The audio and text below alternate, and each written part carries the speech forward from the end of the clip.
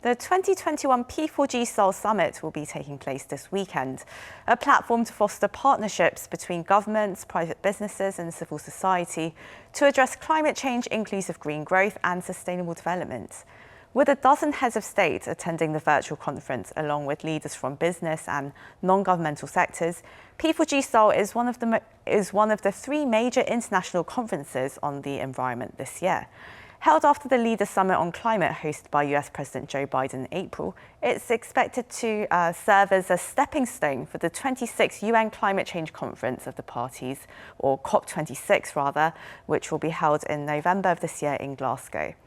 We discuss what we can look forward to at the P4G this weekend, and for this we speak with Dr. Sang-hyup, President of Jeju Research Institute, who is also the visiting professor of the Graduate School of Green Growth at KAIST, and Mark Buttigieg, Economic Diplomacy Councillor of the British Embassy in Seoul. A warm welcome to you both, and sorry for stumbling there. Thank you for joining the show, and let's go straight into the questions. Starting with you, Sang-hyup, you're joining us from the sunny island of Jeju.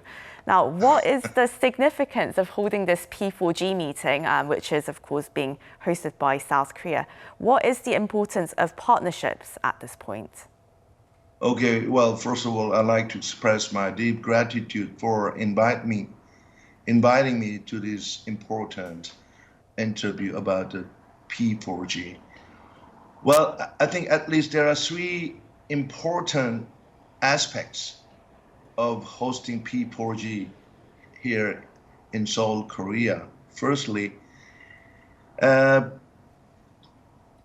this will be the first multinational large-scale summit that will be held in Korea since the G20 summit in Seoul in the year 2010. So that would be a very important moment for global Korea to exercise its vision and ambition. Secondly, the P4G is standing for the partnering for green growth and global goals. As you know well, Korea has taken the global initiative of green growth since 2008. And now it's very high time for Korea to demonstrate again its initiative, because it is the origin country for green growth, the willingness and to show a kind of example as a country of green growth. Right. And thirdly, as you mentioned, P4G is one of the most important international events regarding climate change. President Joe Biden convened Global Climate Summit on the Earth Day, that was 22nd of April last month. And the P4G is going to be held at the end of this month. And since President Biden took office, climate change has become a real core agenda in the international society. And having said that, P4G will lead the way to the forthcoming COP26, Conference of Parties for Climate Change, that will be held Glasgow in UK in November. So this is a wonderful chance for Korea to show something to the world. Right, Yes. and we're seeing this as many are seeing this as a stepping stone for the COP26 summit. And well, we're very lucky to have Mark with us this morning. I mean, what kinds of commitments or developments are you hoping to see from this P4G meeting that's taking place in the lead up to the UN Climate Conference in Glasgow? And how does this P4G summit tie in with the UK's goals for COP26? Mm-hmm. Sure. Well, thanks for having me today, first of all. I'm really glad to be here. But simply put, COP26 aims to get the world back on track to avoid the worst impacts of climate change. This means limiting global temperature rises to no more than 1.5 degrees. And the science is clear that that's what's required. And that's what the world needs P4G and COP26 to deliver on. And this means real ambition for the whole global economy. And there's a long list of supporting initiatives that support COP26 on that. Many were highlighted just last Friday by the G7 climate ministers' public communique, much of which was endorsed by Korea.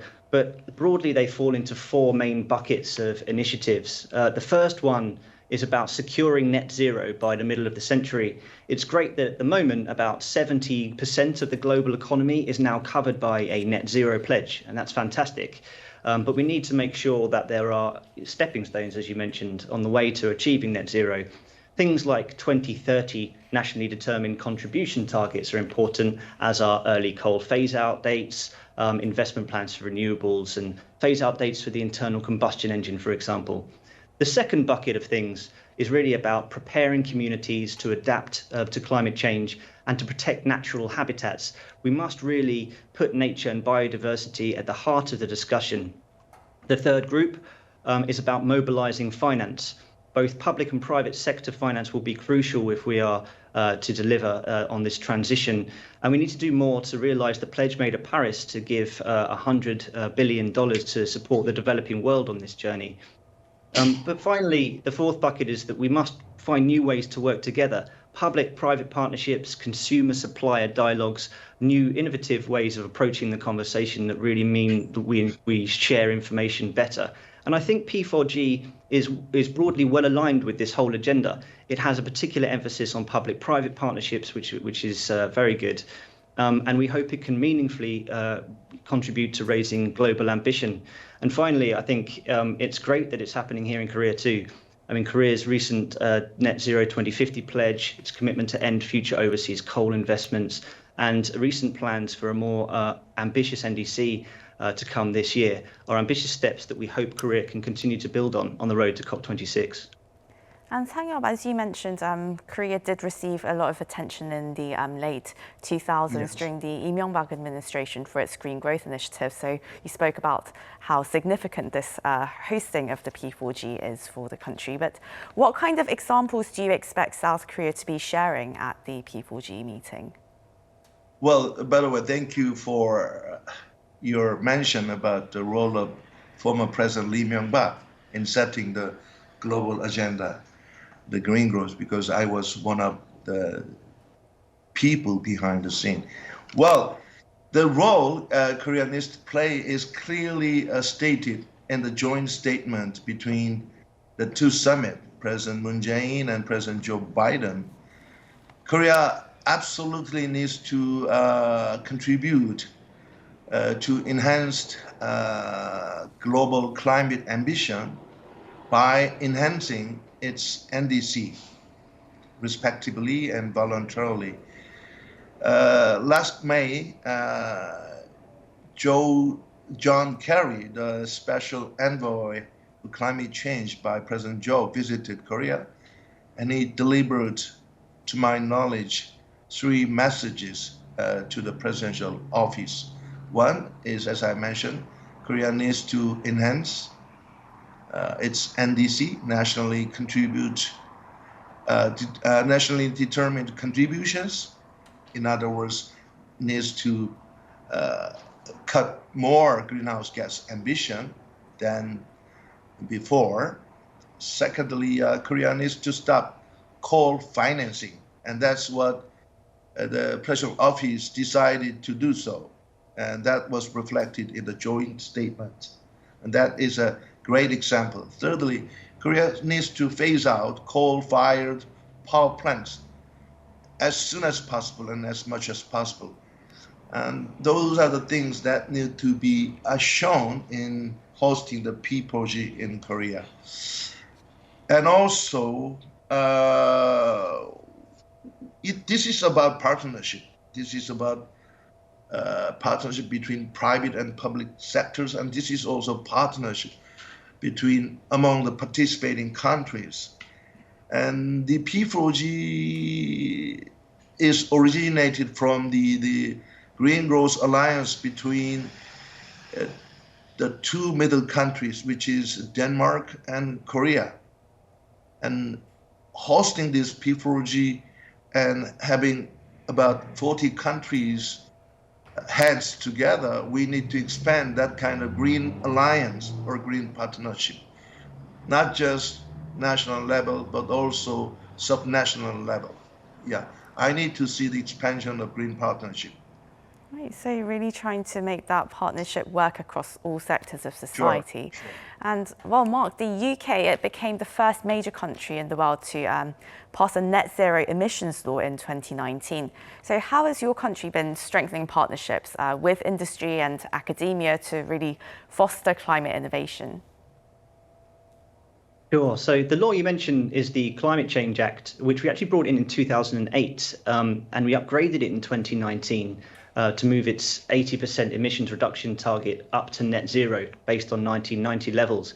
The 2008 Act also brought in our 5-year carbon budget cycles and our independent climate change committee, which together set the rhythm for the UK's approach. And the committee itself is really key because it sets recommendations that steer our efforts towards net zero.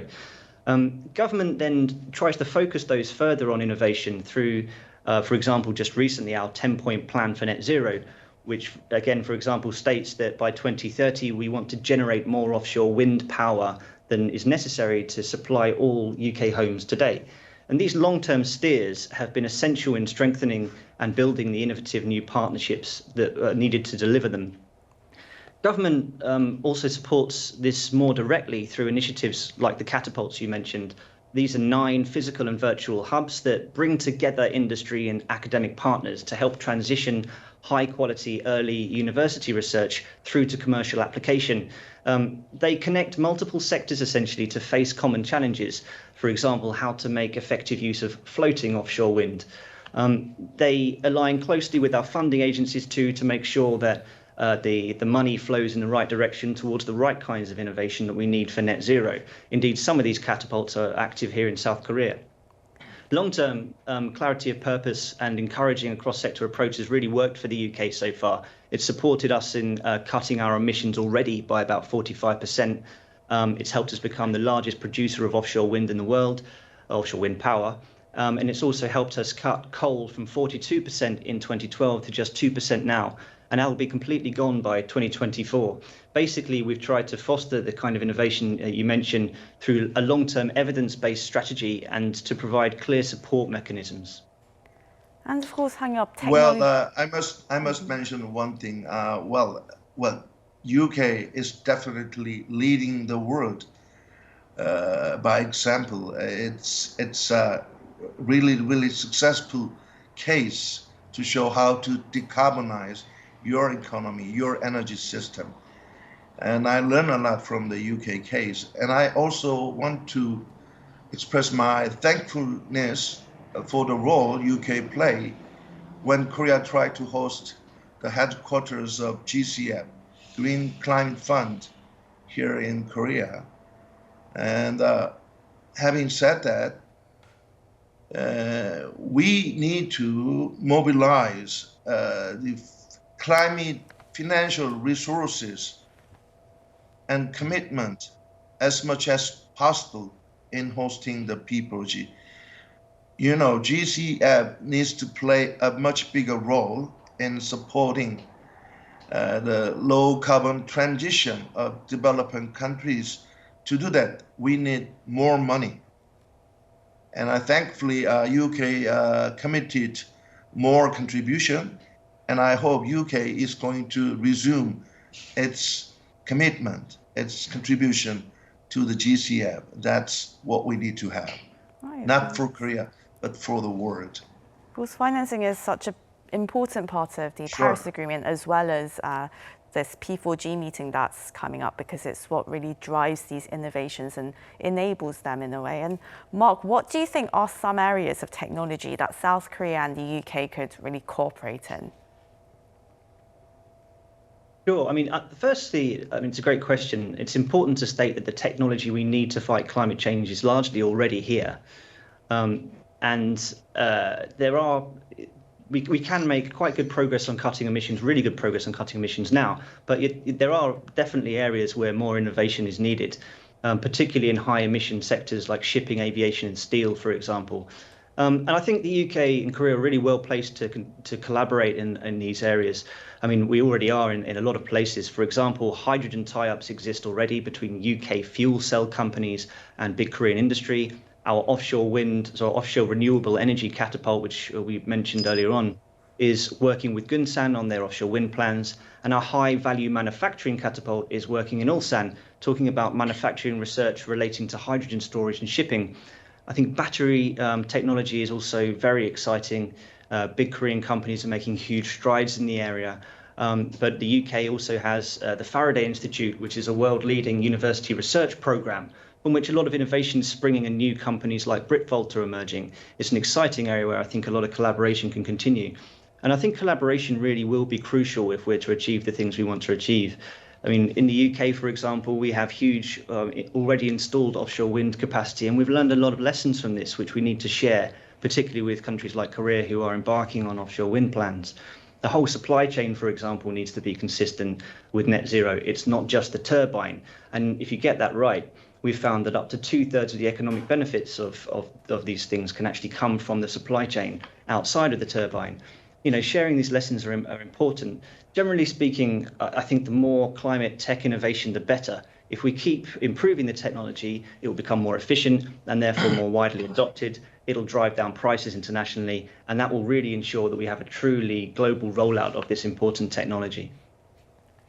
And it looks like green is the only way to go to really foster economic recovery as well, on top of all these things. And it looks like, as you said, a lot of collaboration is already happening, and there's a lot more excitement to look forward to.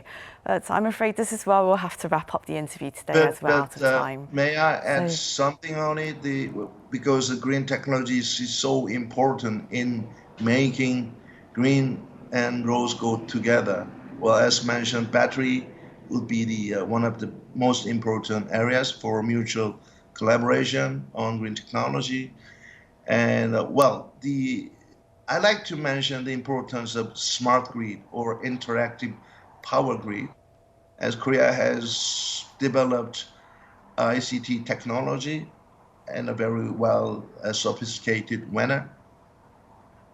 We can do something about power grid more intelligent, more interactive, and more interoperable, that can make V2G or vehicle to grid possible. And also SMR, small medium reactor, because nuclear power is essential in setting low carbon energy mix, and we can work together for that. There are many areas for collaboration in terms of green technology, and I hope to see that. Right, and that's something you've been pushing for years and years as a scientist as well as a policy expert. And well, hopefully we will see this kind of collaboration continue to make progress. And also green finance. UK is leading green finance.